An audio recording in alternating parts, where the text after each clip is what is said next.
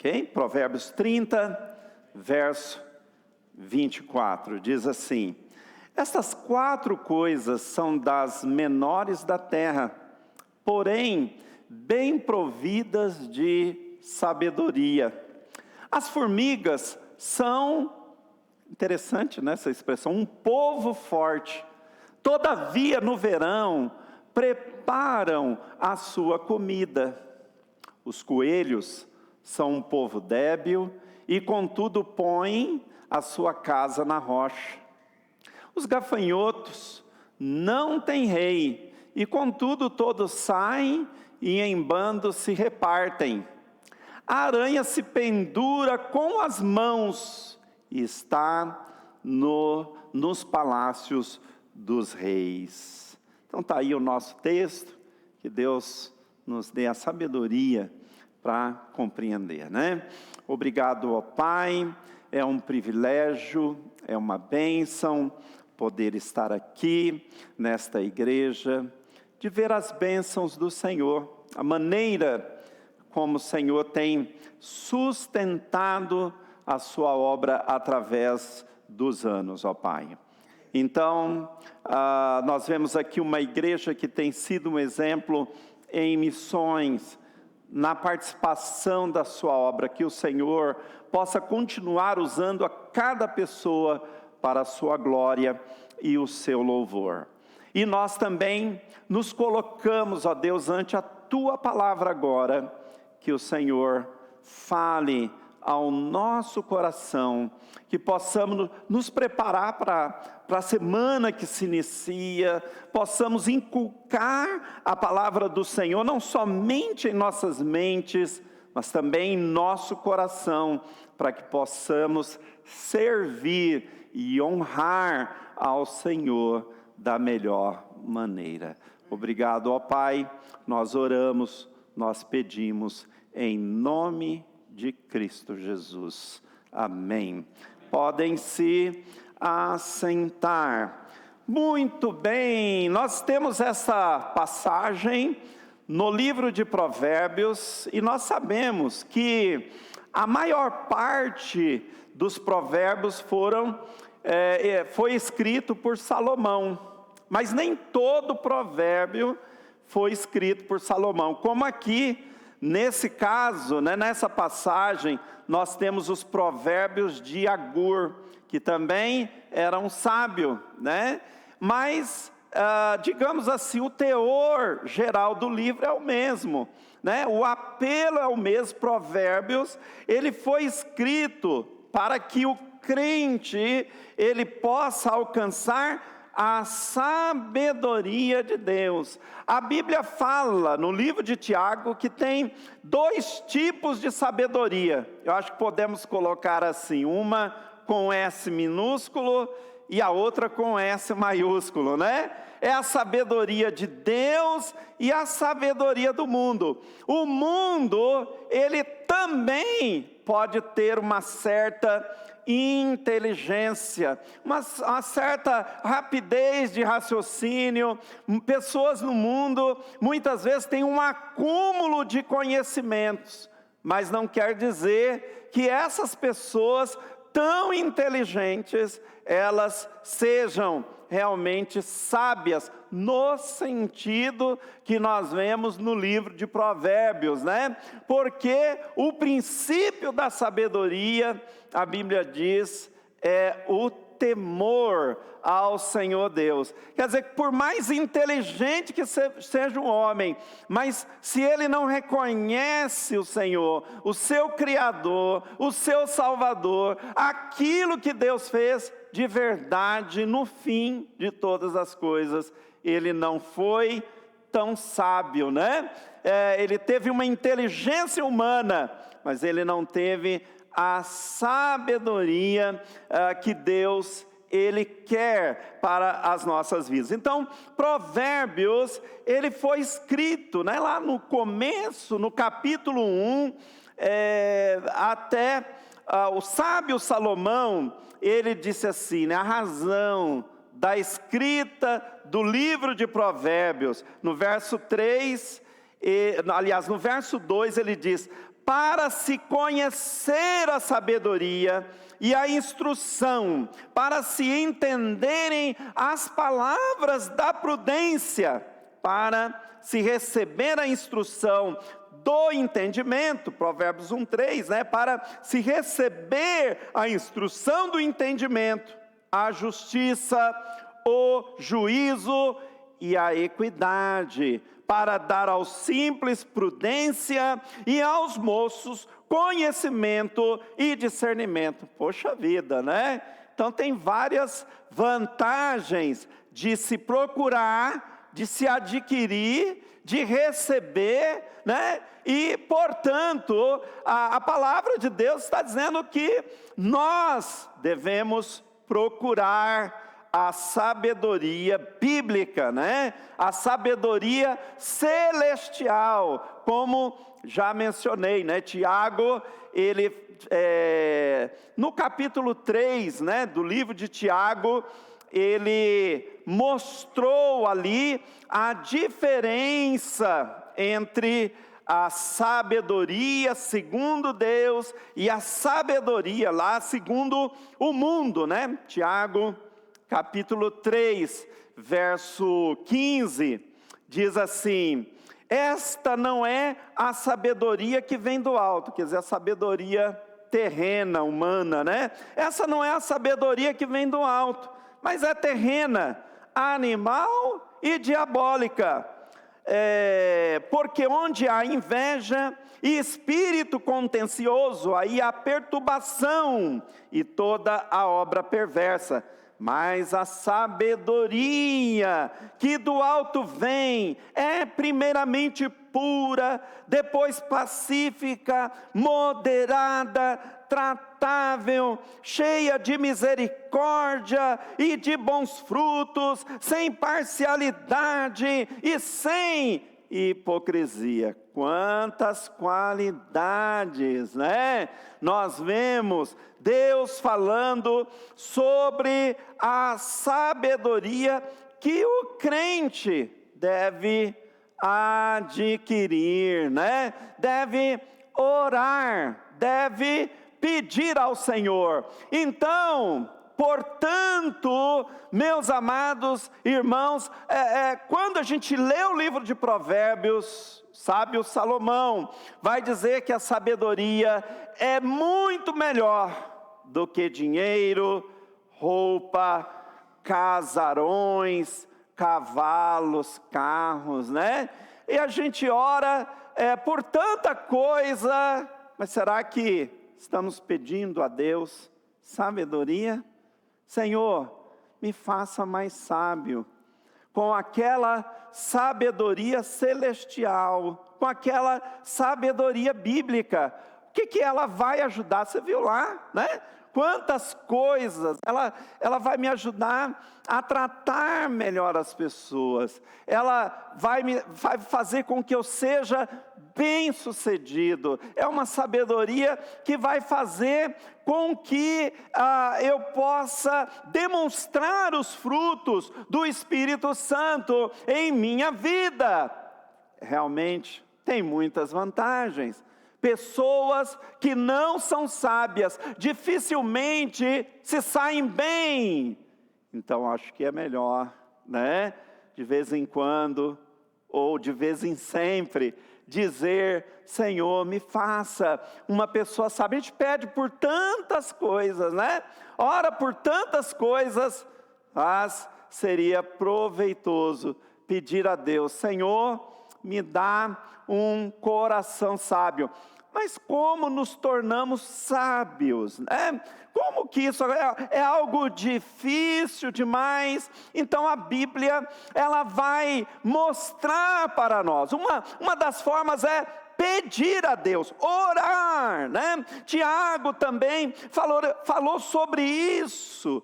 Se você tem falta de sabedoria, peça a Deus, e Ele vai te dar, né? Ele não vai lançar em rosto, não. Se você pedir, o Senhor, Ele vai dar uma outra forma de adquirirmos a sabedoria.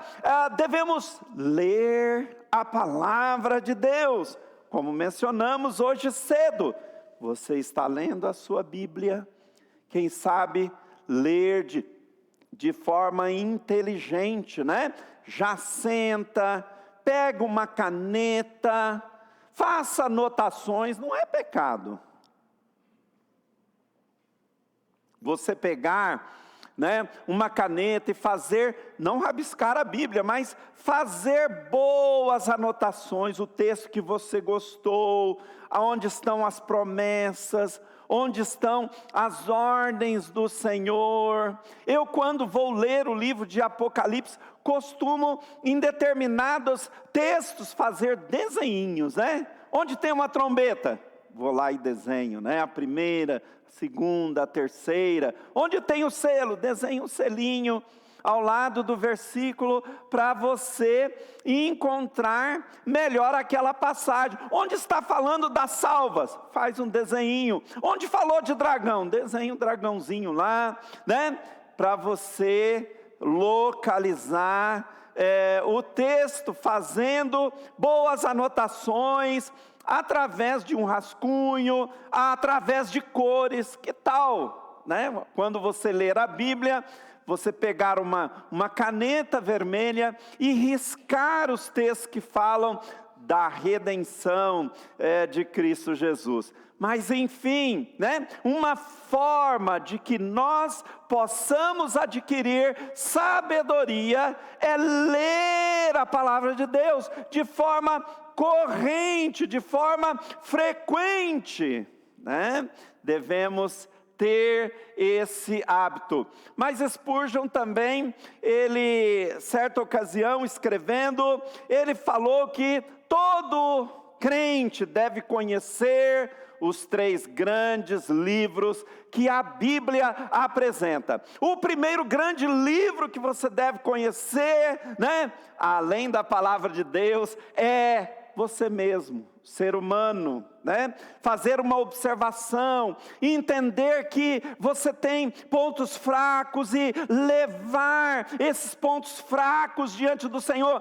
Mas nem toda pessoa realmente se conhece, né?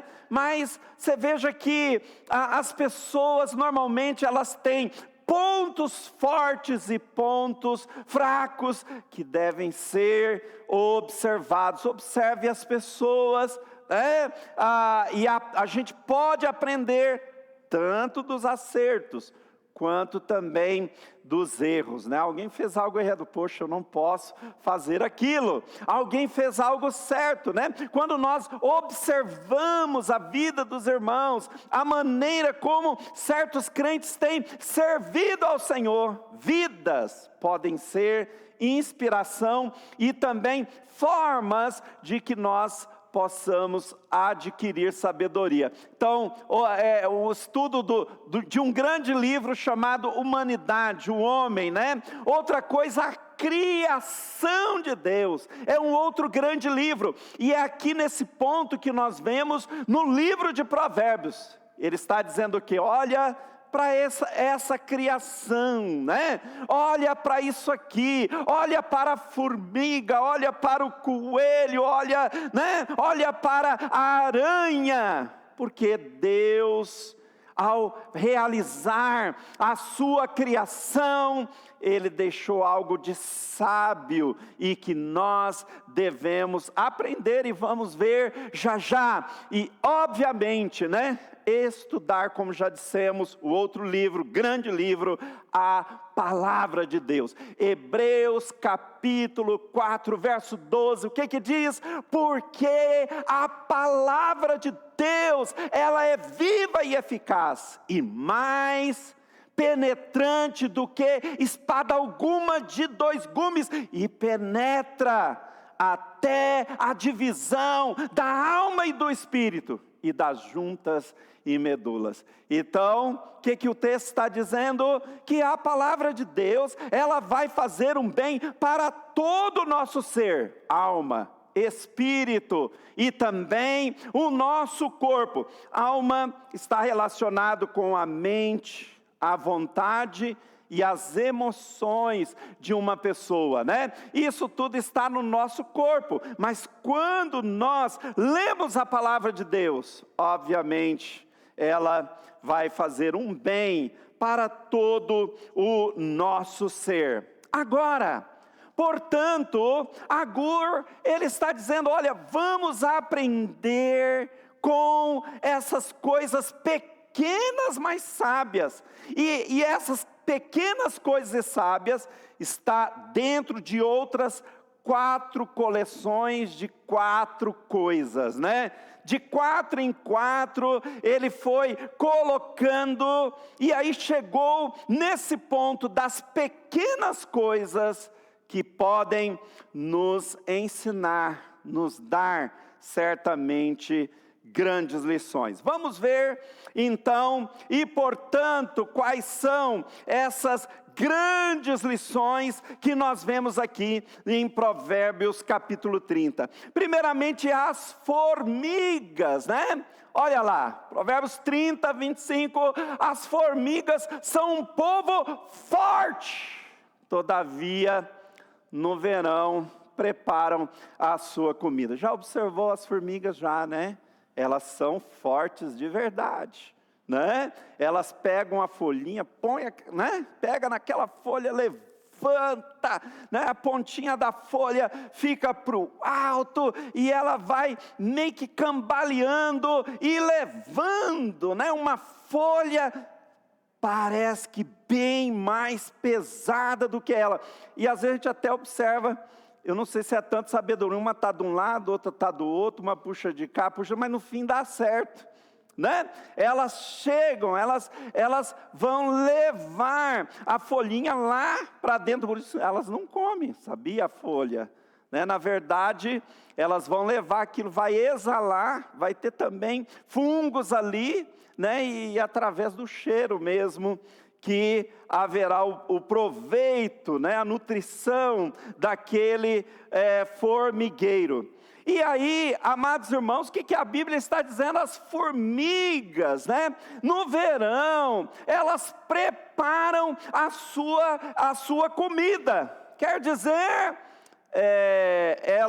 as formigas são sábias e curiosas, elas saem ajuntando comida, porque elas já prevêem que haverá dias que não terá condição de sair. As borboletas, elas são bonitas, elas voam, mas elas não pensam como as formigas, e quando vem o inverno, né, elas morrem. Claro que tem um jeito aí de sobrevivência, mas é diferente das formigas. E a palavra de Deus está colocando isso. Por quê? Porque nós temos que pensar no nosso futuro. Obviamente, às vezes você é como a formiga, eu sou forte, eu tenho vigor, eu tenho energia, eu estou na trilha, né? Eu estou caminhando, eu estou movimentando, eu estou fazendo coisas,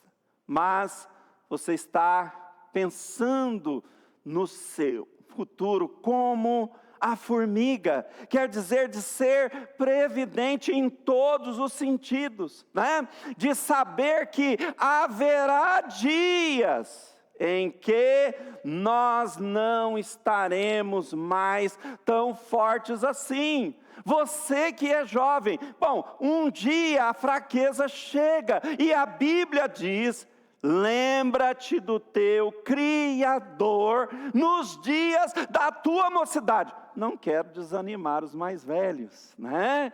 Porque enquanto há fôlego, enquanto há vida, nós devemos dar o nosso melhor para a glória do Senhor. Agora, a Bíblia diz: lembra-te do teu Criador nos dias da tua mocidade. Eclesiastes capítulo 12, né, verso 1, antes que venham, diz ali, deixa eu só abrir aqui, Antes, Eclesiastes capítulo 12, verso 1, lembra-te também do teu Criador nos dias da tua mocidade, antes que venham os maus dias e cheguem os anos, dos quais venhas a dizer, não tenho neles contentamento. E como que isso é possível, né? Uma pessoa chegar nos dias da velhice, e essa pessoa, ela vem dizer assim, eu não tenho vontade de viver, não tenho contentamento. Pode ser que essa reação é porque essa pessoa teve a oportunidade no tempo da força de dar o seu melhor para Deus e não deu, né? Então chega a velhice e ela obviamente se abate. Mas, amados irmãos, a Bíblia está dizendo, lembra-te, você é um jovem, você ainda está na meia idade, dê o seu melhor para Deus, né? Servindo, honrando, glorificando, e quando chegar os dias das limitações, elas chegam, né? Mas ainda você estará servindo, honrando e glorificando ao Senhor teu Deus. Mas o que a gente vê muitas vezes é que as pessoas ainda em tenra idade já estão entregando os pontos, não é isso? 50 anos, já estou velho, ou 50 já estou velho, ou 60, já não posso fazer mais nada. E as pessoas, de fato, ao invés de se levantar, fazer uma caminhada, ou um esporte, uma certa movimentação, as pessoas se tornam sedentárias. E, obviamente, aí, se tornando sedentárias, não estão fazendo como a formiga, que prepara, no verão, a sua comida. Então, portanto, você se acha forte, você está com força, dê o seu melhor, pense agora, enquanto há forças, enquanto há fôlego, pense em servir ao Senhor da melhor maneira possível. No livro de Isaías, capítulo 40, Isaías, capítulo 40, versos 29 a 31. Isaías 40, verso 29 a 31, diz assim: dá força ao cansado e multiplica as forças ao que não tem nenhum vigor. Está aí, está vendo? A bênção é essa, é o Senhor quem é a nossa força. A Bíblia diz assim: no demais, irmãos meus, fortalecei-vos no Senhor e na força do seu poder. E nesse texto, os jovens, verso 30, os jovens se cansarão e se fatigarão, e os moços certamente cairão, mas os que esperam no Senhor renovarão as suas forças, subirão com asas como águias, correrão e não se cansarão, caminharão e não se fatigarão. Qual é o segredo? Amar ao Senhor, glorificar a Deus, porque o que o texto está mostrando, a pior canseira não é a física, é a canseira espiritual, é a canseira às vezes emocional, é a canseira, quando vem aquele desânimo, quando vem a falta de coragem para servir ao Senhor. Mas a nossa força deve ser o Senhor, nosso Deus, porque quando Ele é a nossa força, então nós vamos como as águias, subir como águias, glorificando, fazendo a vontade do nosso Deus. Então temos que aprender com a formiga, As formigas, elas são previdentes, e eu devo ser também previdente no aspecto de aproveitar o momento que Deus me dá para me fortalecer no Senhor e não confiar apenas na minha força. Uma outra lição vem dos coelhos, né? Os coelhos, eles são cautelosos. O texto diz: os coelhos são um povo débil. É uma comunidadezinha, né? Contudo, eles põem a sua casa na rocha. Coelho não é como a lebre. A lebre, ela tem umas patonas, ela pode correr rápido, ou como outros animais, como o veado, que corre, né, fantasticamente, mas eles não sabem fazer tocas. O coelho, ele não tem essa velocidade toda, embora sejam rápidos também, mas o que eles fazem? Cavam buracos entre pedras e rochas, sempre que podem. Então, eles vão onde homem nenhum é capaz de desenterrá-los. Às vezes as pessoas vêm na caça com seus cachorros, né? E normalmente o coelhinho, ele escapa, porque ele faz a sua morada entre as rochas. Então eles não têm força, né? Não tem aquele poder, não tem aquela força, proporcionalmente falando, da formiga. Ele não consegue levantar pesos tão grandes. Mas o que eles fazem? Eles têm um caminho, vão cavar um buraco e fazer a sua casa entre as rochas. E é isso que nós devemos fazer. Somos fortes, somos poderosos, somos maiores do que muitos inimigos. Não somos. Você não se sente assim, muitas vezes, enfraquecido? Poxa vida, como eu sou fraco, né? Eu me desanimo comigo mesmo, né? Poxa, eu queria fazer diferente. Eu sou muito fraco, eu não consigo realizar coisas. E às vezes até você pode olhar: poxa vida, tem fulanos mais inteligentes do que eu, mais fortes do que eu, mais habilidosos do que eu. Mas você sabe de uma coisa?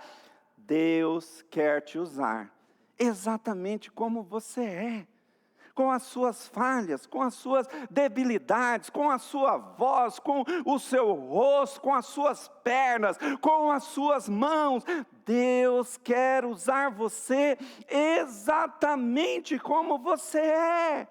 E nós, de maneira sábia, nós devemos nos esconder na rocha, que é o nosso Senhor. Muitas vezes inimigos se despontam diante de nós. Próprio diabo, Satanás, homens ímpios, né? Ou às vezes os inimigos são coisas que nós mesmos criamos.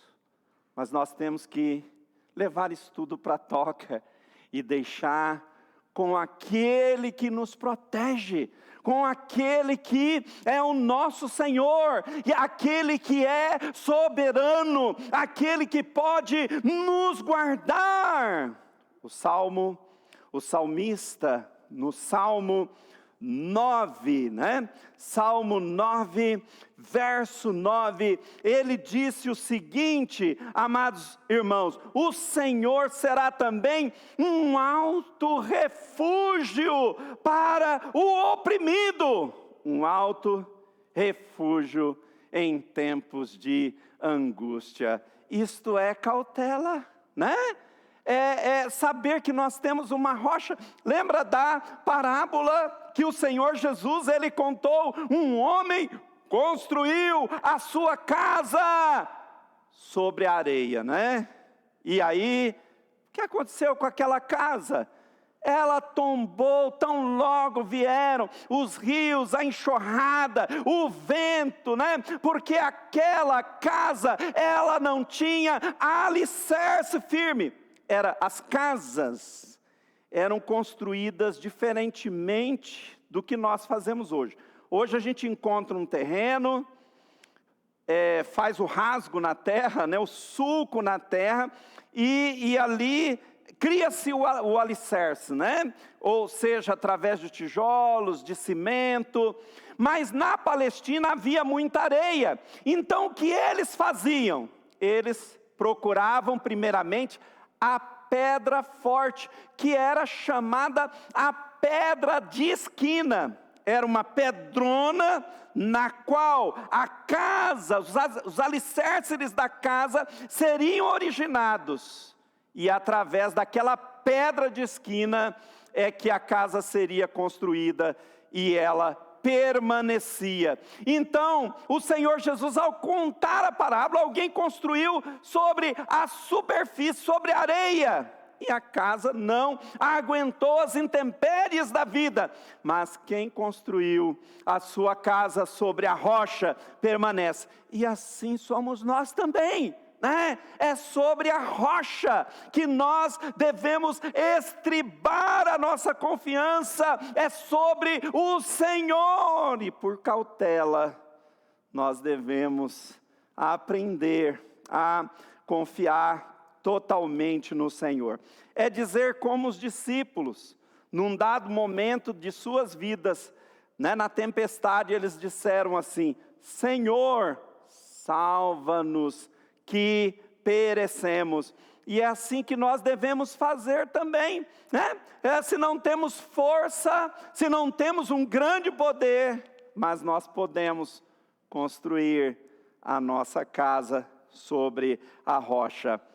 A terceira lição vem dos gafanhotos, Os gafanhotos, eles são unidos. Olha o que o texto diz, no verso 27, os gafanhotos não têm rei, e contudo todos saem, e em bando se repartem. Já vi uma nuvem de gafanhotos? Talvez não, mas eu já trabalhei quando pequeno na roça, já vi muitos gafanhotos, E também em alguns lugares uma quantidade enorme de gafanhotos, mas nem foi uma nuvem mesmo, Mas em alguns países, como na Argentina, recentemente, não houve uma infestação de gafanhotos. Então, onde eles baixam, tudo está verde. Quando eles levantam, está tudo cinza, porque comem tudo, Isso é uma desvantagem. Mas o que o texto está falando, mas veja, eles não têm rei, eles se repartem em bandos, eles têm uma certa organização.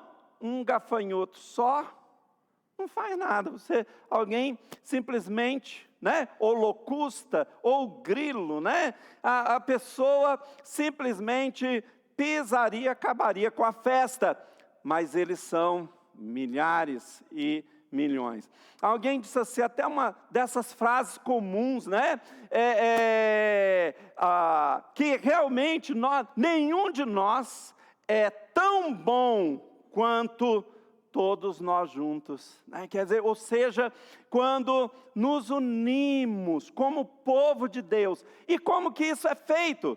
Através da oração, Estarmos juntos, através da congregação. Amados irmãos, quando nos reunimos, aqui nós estamos juntos, ouvindo a palavra de Deus, Mas imagine se o povo de Deus tiver a consciência dos gafanhotos. Temos uma missão, Devemos cumprir a nossa missão, vamos fazer, não precisa de um rei, Não precisa de um líder, eu já sei o que eu tenho que fazer, essa é a minha postura. É para evangelizar? Pastor, não precisa nem me mandar, eu já estou indo evangelizar. É para fazer o quê? É para trabalhar na construção? Estou pronto. É para ensinar? Vou fazer o melhor ensino. É para entregar folhetos? Conte comigo. Não precisa nem mandar, eu estou pronto, eu vou. Imagine se cada crente, cada servo se unir e dizer, vamos, amém? Vamos! E aí então, Deus, eu sei que para eu posso gritar alto, vamos! E realmente nos encher de ânimo, de coragem, todos nós juntos, para a glória, para o louvor do Senhor. E Ele vai usar maravilhosamente a sua vida e a vida do seu povo, Porque sozinho nós podemos ser fortes, né, irmão Cleto?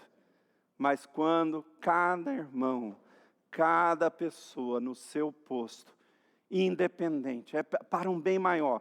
Você não está servindo a uma religião, a uma igreja. Não, você está servindo ao seu Senhor, né? Você está aqui para glorificar a Deus. E, portanto, quando cada um de nós temos consciência dessa missão, haveremos de ser usados grandemente pelo Senhor.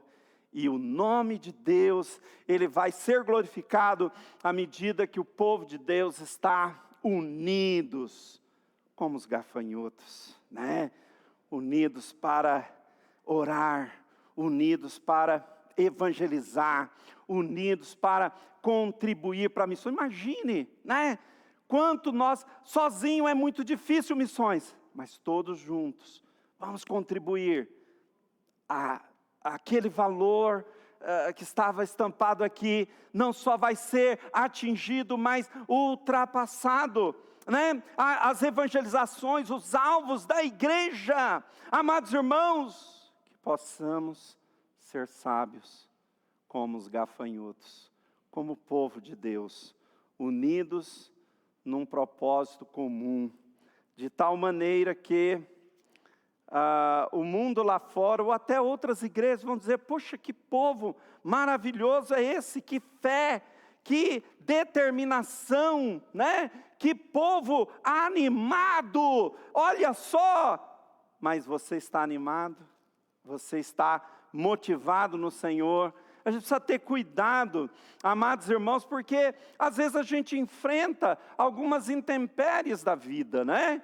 Às vezes o tempo também, ele vai passando, e alguns crentes, eles vão perdendo o ânimo, o ardor, a coragem, né? Alguns crentes, eles vão perdendo aquele ímpeto que tinham no começo da vida cristã. Mas Deus não quer isso, né? Ele quer que você, motivada, né? Ele é a tua força, Ele quer usar você para a glória dEle, né? A tal ponto de que todos nós juntos vamos fazer história, né? Vamos abranger o mundo, uma vez que nós colocamos as nossas vidas diante do Senhor. Paulo, ao escrever a igreja de Tessalônica, né?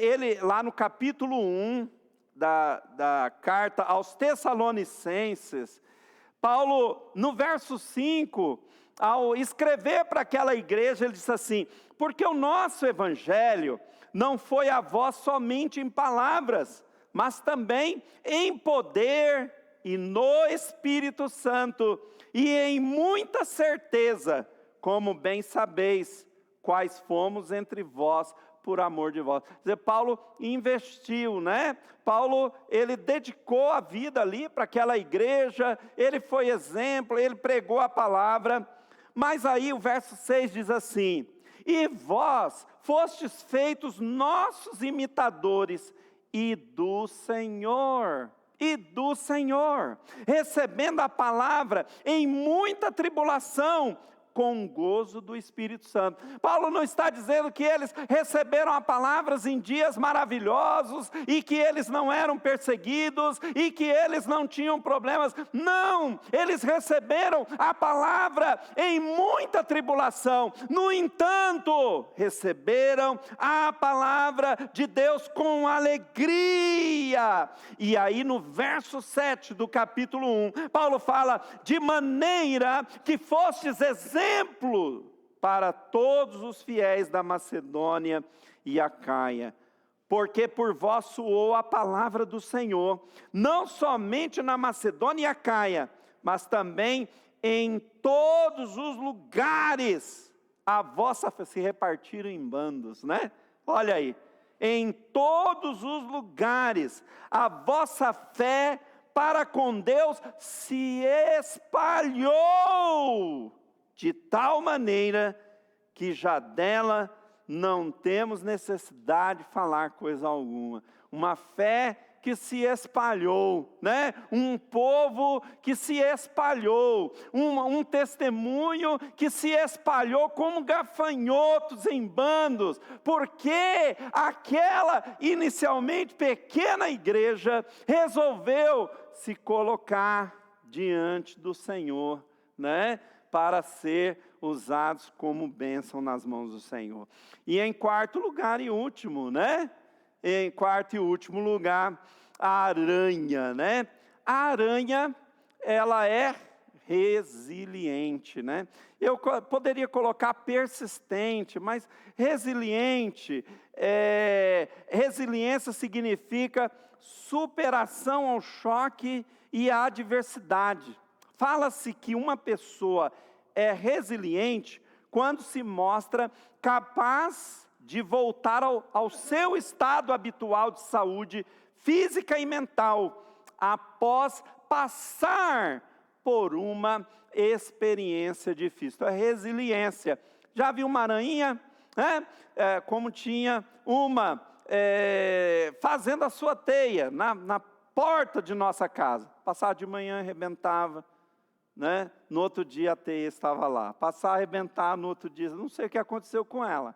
Mas essa especificamente, ela era bem teimosa, né? E o que o texto diz, né? A aranha é um bichinho feio, né? Tem aranha bonita? Tem quem acha, né? Tem aranhas perigosas, né? A armadeira, por exemplo. Quando você vê uma aranha que ela levanta assim, meu amigo, fica longe, tá? Aquela que levanta as patinhas, né? A armadeira, perigosa, tá? Então, mas normalmente as aranhas, nem toda aranha é perigosa. Então, aquelas pernudinhas, você não dá nada por ela, né? Que as pequenininhas, você bate nela, as pernas já espalham, não é isso? De tão fraquinha que elas são.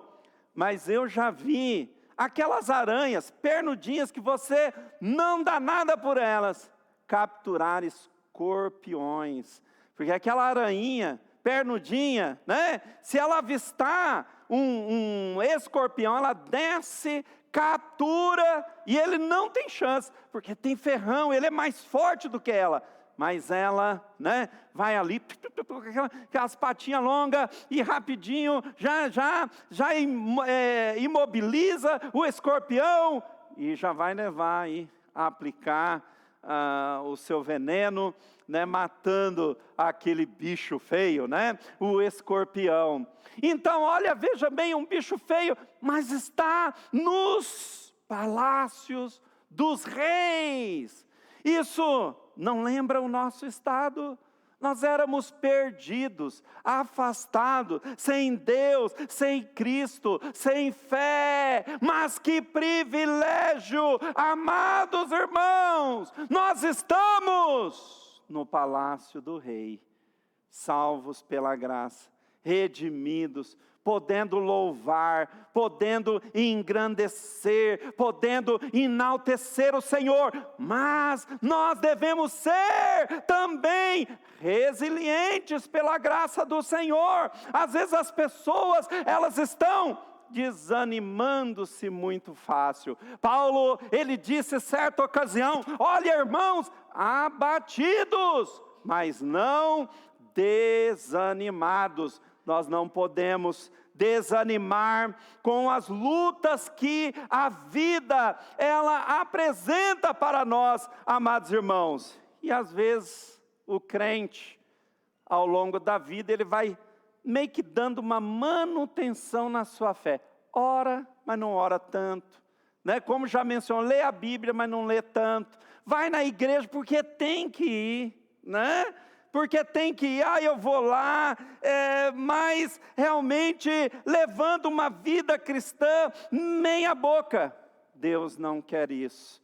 Deus quer você animado, fortalecido para a glória dEle. Ele está dizendo, olha para a aranha, né? A aranha, a sua resiliência, ela apanha com as mãos, ela se pendura com as mãos, ela está lá nos palácios dos reis. Vem uma pessoa com a vassoura e tira, ela volta, não é mesmo? E assim nós devemos nos fortalecer no Senhor, e assim nós devemos permanecer firmes para a glória de Deus. Devemos, né, manter a nossa alegria, a nossa participação, as nossas atividades em dia, servindo, honrando, glorificando ao Senhor. Como está a sua fé? Como está a sua participação? Como está o seu envolvimento, meu irmão, minha irmã? Ai, pastor, eu só estou dando uma manutençãozinha para não virar incrédulo. Não, não pode, né? Não pode ficar dando manutençãozinha, não. Tem que se fortalecer, buscar ao Senhor, né? Adquirir a sabedoria celestial e dar o seu melhor para a glória, o louvor e a honra do Senhor. E aí? Então, para encerrar, vamos aprender com a previdência da formiga. Vamos ser cautelosos como coelho, escondendo-se no Senhor, unidos como gafanhotos, resilientes como aranha. Você que é jovem, diga, né? Senhor, eu quero te servir.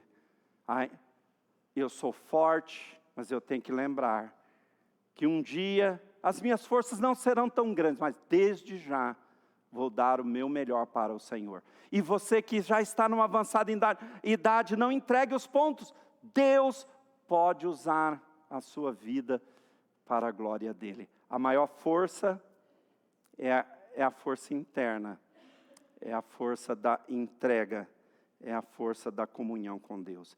Que o Senhor abençoe, que sejamos sábios sempre, para a glória do nosso Deus. Que Deus abençoe a todos.